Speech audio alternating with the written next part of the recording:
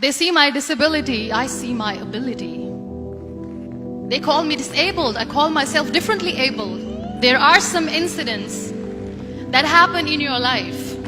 Those incidents break you, deform you, but they mold you into the best version of you.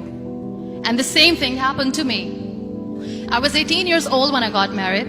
My father wanted me to get married. And all I said was, if that makes you happy, I'll say yes. And of course, it was never a happy marriage. Just about after 2 years of getting married, I met a car accident. Somehow my husband fell asleep and the car fell in the ditch. He managed to jump out, saved himself. I'm happy for him. But I stayed inside the car and I sustained a lot of injuries. The list is a bit long, don't get scared. The wrist was fractured. Shoulder bone and collarbone were fractured. My whole rib cage got fractured. And because of the rib cage injury, lungs and liver were badly injured. I couldn't breathe. I lost urinary bowel control. That's why I have to wear the bag wherever I go. 3 vertebrae of my backbone were completely crushed. And I got paralyzed for the rest of my life. I finally ended up in a hospital where I stayed for 2.5 months. I underwent multiple surgeries. One day, doctor came to me and he said, well, I heard that you wanted to be an artist, but you ended up being a housewife. I have a bad news for you. You won't be able to paint again because your wrist and your arm are so deformed, you won't be able to hold a pen again. Next day, doctor came to me and said, your spine injury is so bad, you won't be able to walk again. Because of your spine injury and the fixation that you have in your back, you won't be able to give birth to a child again. That day, I was devastated. I asked my mother, why me? And that is where I started to question my existence. Why am I even alive? And that is where I realized that the words have the power to heal the soul. My mother said to me, this too shall pass. God has a greater plan for you. I don't know what it is, but He surely has. And in all that distress and grief, somehow or the other, those words were so magical that they kept me going.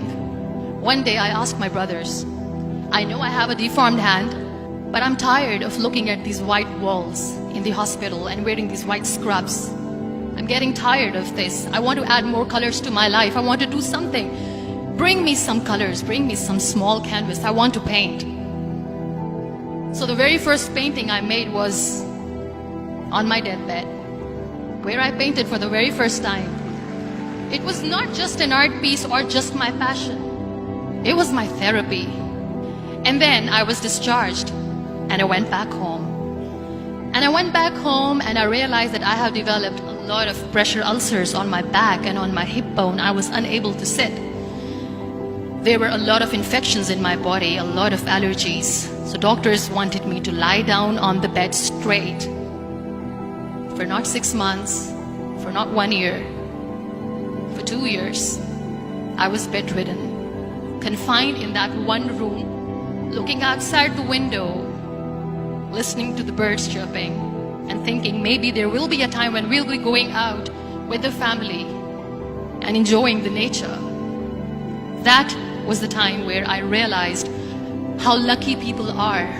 That is the time where I realized that the day I'm going to sit, I'm going to share this pain with everyone to make them realize how blessed they are, and they don't even consider them lucky. That day I decided that I'm going to fight my fears. We all have fears. Fear of unknown, fear of losing people, fear of losing health, money. We want to excel in career, we want to become famous, we want to get money. We are scared all the time. So I wrote down one by one all those fears. And I decided that I'm going to overcome these fears one at a time. You know what was my biggest fear? Divorce. I was trying to cling on to this person who didn't want me anymore, but I said no. I have to make it work. But the day I decided that this is nothing but my fear, I liberated myself by setting him free. And I made myself emotionally so strong that the day I got the news that he's getting married, I sent him a text that I'm so happy for you and I wish you all the best. And he knows that I pray for him today. Number 2 was, I won't be able to be a mother again. And that was quite devastating for me. But then I realized there are so many children in the world, all they want is acceptance. So there is no point of crying, just go and adopt one. And that's what I did. People think that they will not be accepted by the people because we, in the world of perfect people, are imperfects. So I decided that instead of starting an NGO for disability awareness, which I know will not help anyone, I started to appear more in public. I started to paint. I decided that I'm going to join the national TV of Pakistan as an anchor person.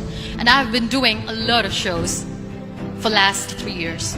I became the National Goodwill Ambassador for UN Women Pakistan. And now I speak for the rights of women, children. We talk about inclusion, diversity, gender equality, which is a must. Every time I go in public, I always smile. It's always a big toothy smile on my face. And people ask me, don't you get tired of smiling all the time? What's the secret? I always say one thing, that I have stopped worrying about the things that I have lost, the people that I have lost. Things and people who were meant to be with me are with me. And sometimes, somebody's absence makes you a better person. Cherish their absence. It's always a blessing in disguise. Live your life fully. Accept yourself the way you are. Be kind to yourself. Be kind to yourself. I'll repeat, be kind to yourself, and only then you can be kind to others. Love yourself and spread that love. Life will be hard. There will be turmoils, there will be trials, but that will only make you stronger. So when you accept yourself the way you are, the world recognizes you. It all starts from within.